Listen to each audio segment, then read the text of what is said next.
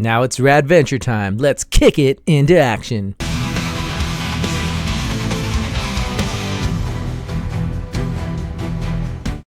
Hey guys, it's me, Radventure, and today we're going to be talking about another American tokusatsu show from the early 90s. This one we're talking about is Super Human Samurai Syber-Squad. And that's cyber with an S because someone really wanted that alliteration. They really wanted that SSSS. So in the early 90s, after Power Rangers became like a really big hit, when anything like that happens, you know, all the other companies are like scrambling. We got to find our version of this. We got to milk this for as much as we can. So that happened in the early 90s after Power Rangers. Some of them were kind of lame, but let me tell you, I was loving it, okay? I mean, I wish that there was another boom because there's so many other tokusatsu shows that can be adapted or even currently running that can be adapted, and it could be amazing.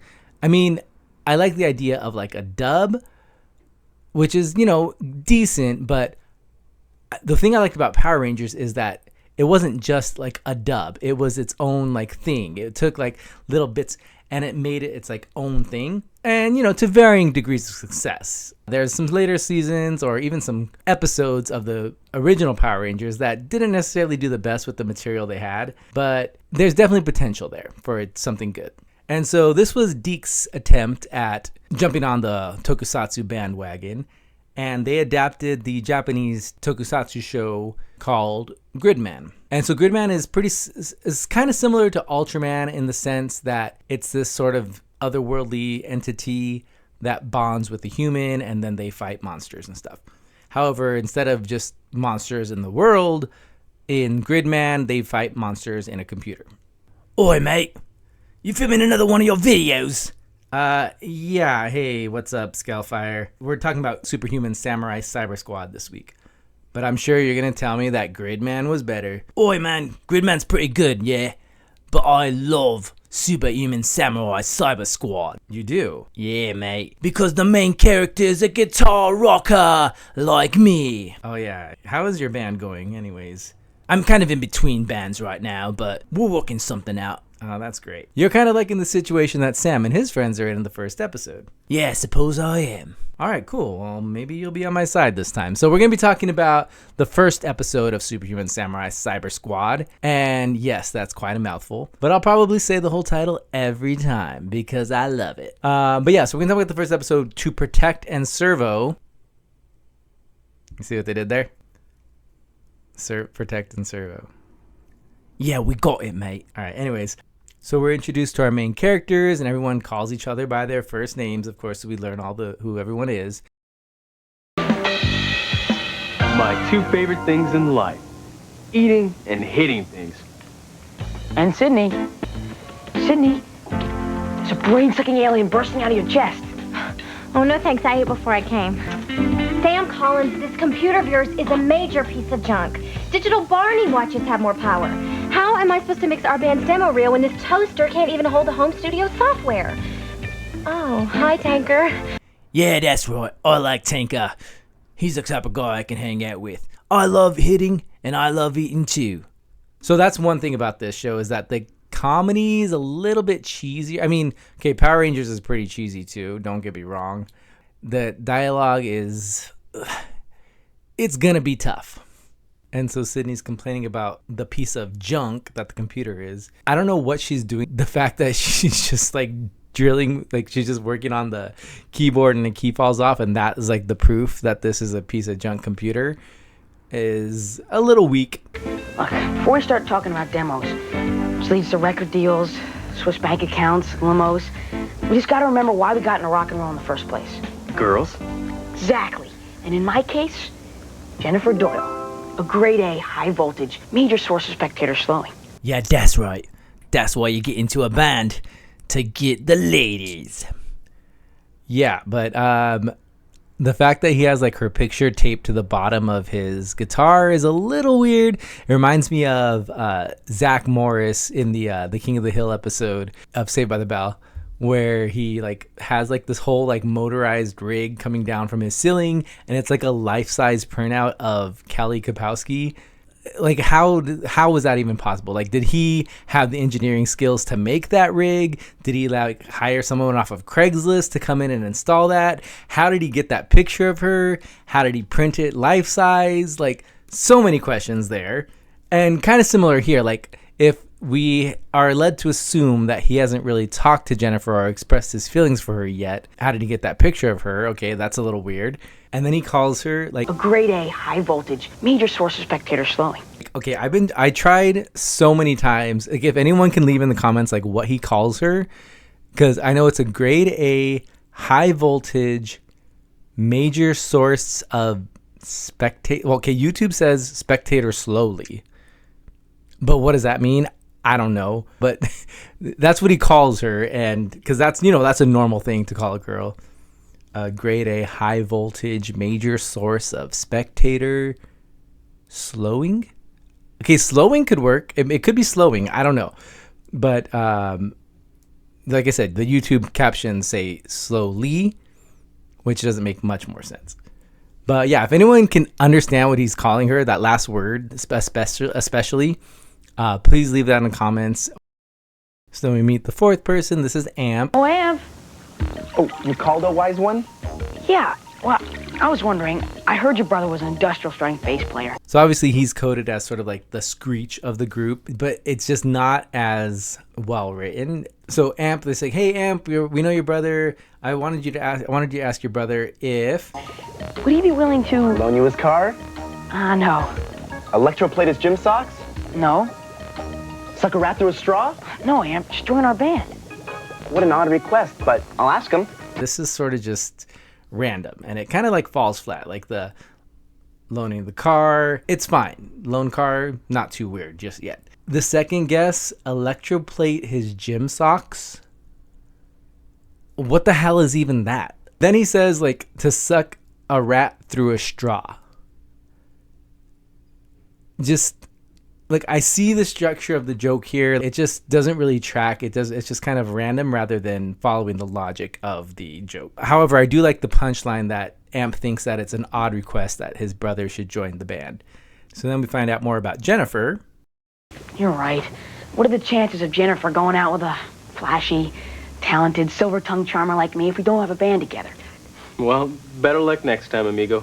I'll ask Jennifer out. You'll see. Just gotta get her phone number first. It's unlisted, Sam, remember? You looked in every phone book. And database. I'll get her phone number. Watch and learn, little Nettie. It makes it sound so like, oh, I'll get her phone number. Just you wait. Like, yeah, you can just ask her. Like, I mean, I get that he's supposed to be in, like, I think they're in high school. And, you know, talking to someone that you like at that age, it can always be a little weird, a little awkward. So maybe not directly asking her phone number is difficult. But phone book is already a little extreme, but fine. It's a public listing, whatever. But then searching like databases, like, okay, Sam, you're getting into a little bit of a stalker territory here, so let's tone it back a bit. We're supposed to be on your side here. And what did he call Tanker at the end? He's like, oh, I'll get her number. Just you wait. What? Or watch and see, little Nettie. And like because I'm watching this analytically for the first time. Like, I've seen this show before, of course, but because I'm watching it analytically, I'm like, wait, what did he just call him, little Nettie? Like, what is that a reference to? I tried to do some Google search on this and I found there's a book called Little Nettie, but I don't really see like the connection. There's no way that made sense to anybody than the like 50-year-old writers that were writing this show. Hi, Ollie. Hi. What are you reading? Latest issue of my biker magazine. There's a great article in here about early Harley Davidsons. You mean that's your Harley in the faculty parking lot? You bet your booties. 1990 Fat Boy with a 59 horsepower, 4-stroke V-twin engine, 628 pounds of romping, stomping, road-chewing machinery. Oh, and I love this Miss Starkey character. She's a biker chick and she knows her stuff. Hey, Miss Starkey, if you're still out there, let's ride bikes together sometime. Yeah, I mean, actually, the fact that she, like, has all this, like, biker knowledge and she seems to be, like, kind of sassy. Like, she seems like a pretty cool character for a show like this. Like, there's, like, a lot of, like, backstory there that could be explored that, you know, I'm sure the show will never explore. But it just seems like she's such like a strong character that there's such potential there that was most likely wasted.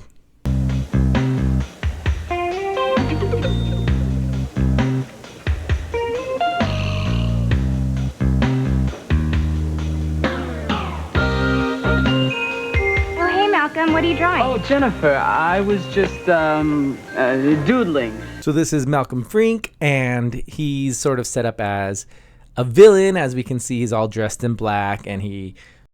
Listen, would you mind taking notes for me in history tomorrow? I've got to go to a booster club meeting. No problem. Well, bye, Malcolm. Oh, wait, here. For you. Oh, thanks. He's sort of coded as like an incel because he draws this picture for Jennifer and she's just like, oh, thanks. Like she's not really into it. You can tell he's like agreeing to do the notes, not necessarily to be nice, more like thinking like this is going to make her feel like she owes me something. So again, sort of that incel behavior. And what picture did he even end up giving her? Because we saw him drawing a picture of her, but then he hid it when she started coming over because he didn't want her to see that he's like creepily drawing her without her consent. If we see later that he draws like a lot of these like kaiju monster type things, so is that what he gave her? So if he did, I don't see how he thought that was a good idea. Yeah, here, write it down. Okay. Add 1,000. Okay. And reverse it, and subtract the year. Mm-hmm. And add your phone number. My phone number? Yeah, it makes the trick harder. This again goes back to that nervousness of talking to your crush. Okay. Now divide it by 2. Mm-hmm. And your number is 42. 175. Only off by 3. Oh, well, let me throw that away for you. Sorry about the trick, Sam. I gotta get to class. Yes. I love when a plan works out. The fact that he even like decides to throw away the paper and then go fish it out, that just makes it even worse. Like at this point, like he could have done this a better way, like make it kind of more charming. Maybe she gets that he's trying to get her phone number because when he calls her later, she doesn't really react too much to it. So now back to Malcolm in his dark, gloomy room. I can't let him steal her away from me. Maybe I could cut his phone line or chop down the telephone pole or nuke his house. So again, definitely villain coded. And this like digital being shows up on his computer. I like it, meat thing. Who the heck are you? Who the f are you? Who the f are you? I asked you first. Asked you second. I am Kilo Khan, subjugator of the digital world. And Tim Curry is such a gift for this show. Like, even as a kid, I knew like that was a big name. Like I knew Tim Curry from other things. So seeing like the fact, like even seeing him on this like weekly TV show, I'm like, wow, like yeah, he's just doing a voice, but still, that was like a big get. Power. I crave it. What do you crave, meat thing? To mess up Sam's phone call to my girlfriend. Could a virus destroy a telephone circuit?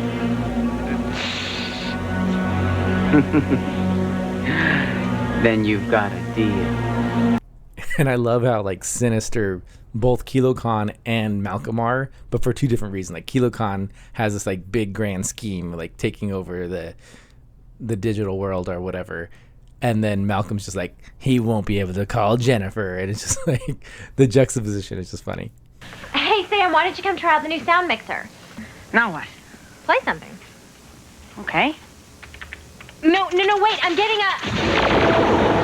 So Sam tries out this new sound mixer. He strikes his guitar and he... No, actually, he just gets teleported across the room. But he comes out and he has this, like, basically morpher, if you're going by Power Rangers terms. Right. And I suppose you didn't strap this toy on my arm.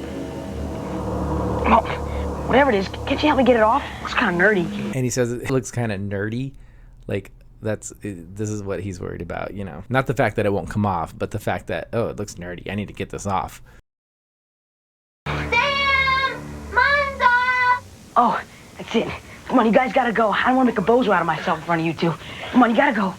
See you guys. Bye. As soon as like the phone's free, like all that just goes out the window. Like they're not like, should we follow up on the fact that you just teleported across the room?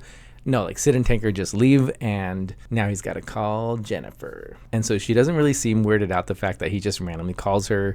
But then the call starts to get cut because the kaiju's inside there. Like, I was just thinking. Well, in the locker room. Hello? Jennifer. I think it's a servo program. Sam gets pulled into the computer once again. And then Malcolm sort of starts to realize, like, hey, this isn't really what we planned. And so we get cool kaiju action here. We get...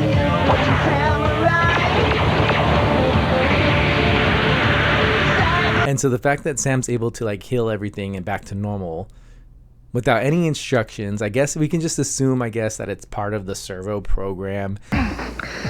You mean you actually went into the digital world? I don't want people thinking I'm a computer geek. I know, but Sam, this is history. No one's ever been in cyberspace before. And I like how Sid just says that like it's a normal thing. Like, have people been trying?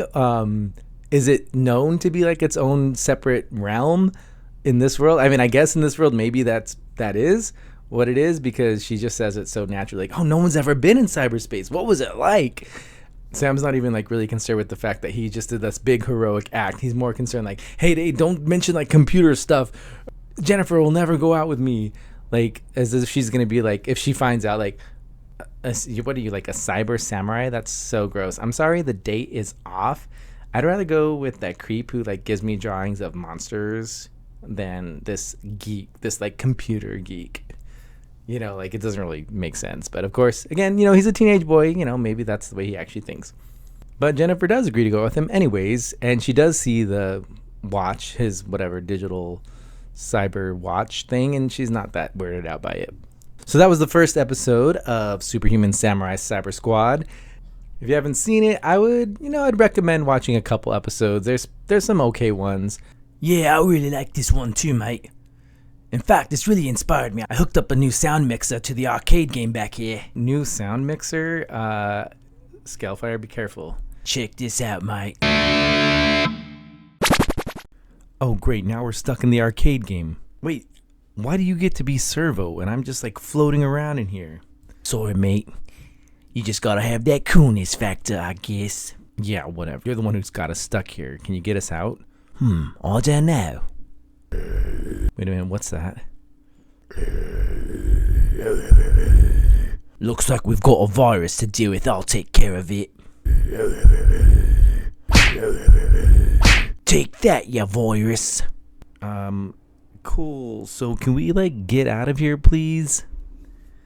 Don't worry. I'll end the video for us. Alright, anyways, if you liked the video, make sure you press that like button. And make sure you subscribe as well. We need all the subscribers we can get. And why not leave a comment too? Now I've got to kill this virus. Till next time.